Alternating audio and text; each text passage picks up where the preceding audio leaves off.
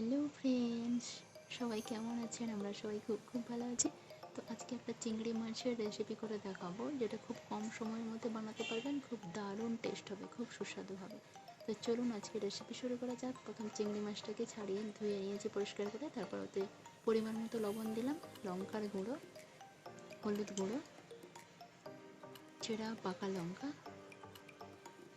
রসুন বাটা, আদা বাটা,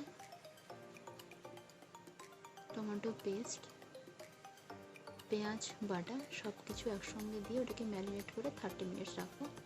তারপর কড়াইতে সামান্য একটু তেল দিয়ে গরম করে এবার ওই ম্যারিনেট করা চিংড়ি মাছগুলো দিয়ে দিলাম, আর প্লেট ধোয়ার সামান্য একটু জল দিয়ে দিয়েছি মতো।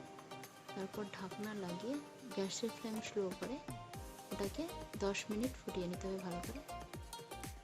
যখন গ্রেভিটা একদম কমে আসবে তখন একটুখানি নেড়ে নামিয়ে নিলেই রেডি। কড়াইতে চিংড়ি মাছ ভাপা খুব দারুণ টেস্ট, ওইভাবে বানিয়ে দেখুন, খুব কম সময়ের মধ্যেই করতে পারবেন। Thank you so much.